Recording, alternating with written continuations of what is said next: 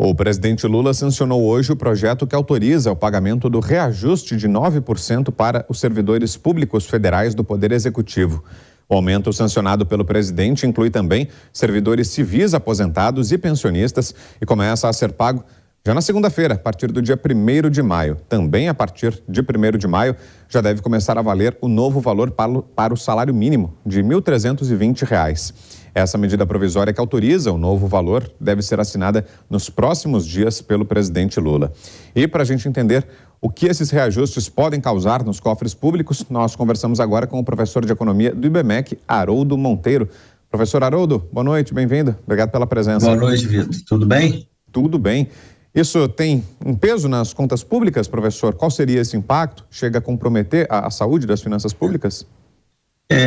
Bom, com certeza, tanto o impacto do salário mínimo, que tem um peso, também na questão das aposentadorias do INSS, quanto esse aumento de 9% do funcionalismo público, ele causa realmente um aumento aí das despesas do governo de uma forma geral. E quando a gente fala aí em que o governo está tendo que caçar, né,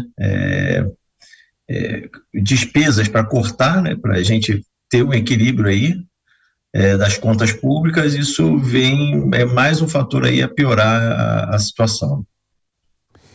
E como foi o planejamento para se chegar a esse valor? Como é que é o cálculo, professor, para se definir esses 9% ou é uma escolha política?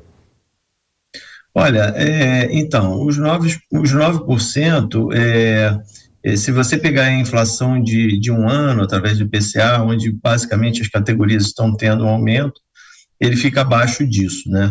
Então, aí teria que entender desse critério, né? Qual foi o critério que ele efetivamente utilizou, né, para chegar a esse número de 9%, mas com certeza aí tem um fator político, inclusive aí com relação à questão aí do salário mínimo também, né?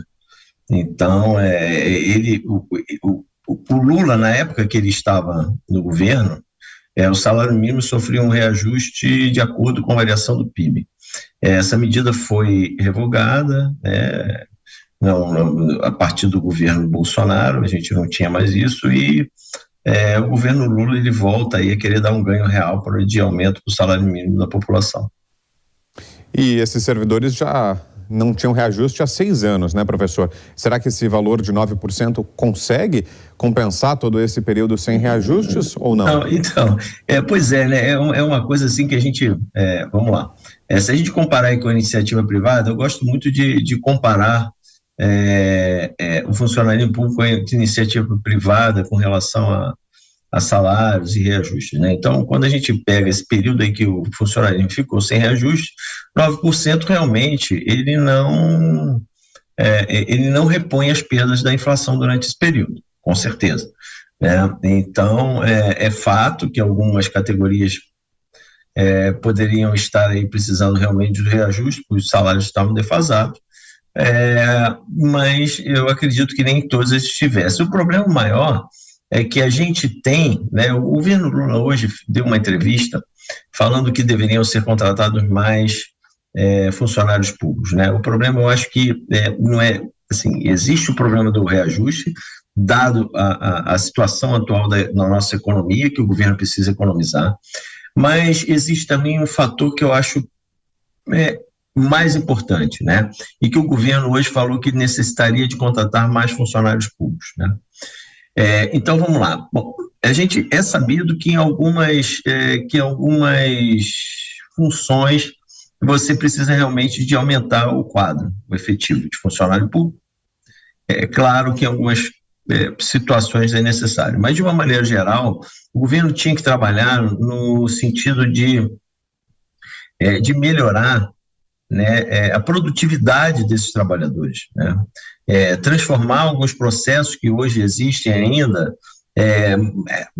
que são manuais, tentar informatizá-los, tentar utilizar a inteligência artificial para substituir serviços repetitivos por processos automatizados. Isso faria com que a gente tivesse uma redução do número de funcionalismo público de uma maneira geral, ou seja, precisa de uma reforma geral aí para estar reduzindo esse número e não ampliando. Logicamente, como eu falei aqui, existem casos específicos que há necessidade realmente do aumento do quadro, mas ele tem que qualificar esses funcionários e tentar melhorar esse processo para reduzir o número.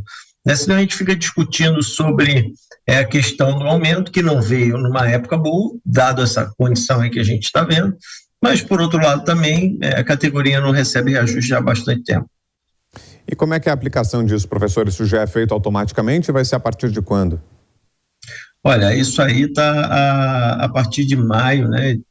Saiu a notícia aí que a partir de maio já entraria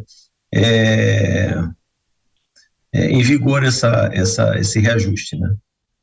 Perfeito. E isso engloba, então, todo o funcionalismo federal, é isso, né? Sim, funcionalismo federal, né? O estadual e municipal, ele segue outras regras. Pois é, então a definição é feita de acordo com a esfera de governo, é isso, né? No caso dos servidores municipais, dependeria de aval das prefeituras e dos servidores estaduais do governo dos estados? Isso. Na realidade, esse aumento que o governo está dando é para o funcionalismo público federal. A legislação do funcionalismo público estadual e do municipal, eles seguem as diretrizes dos estados e dos municípios. Perfeito. Professor Haroldo Monteiro, professor de Economia do IBMEC, obrigado pela presença aqui com a gente. Uma boa noite e até uma próxima, professor. Bom feriado. Obrigado.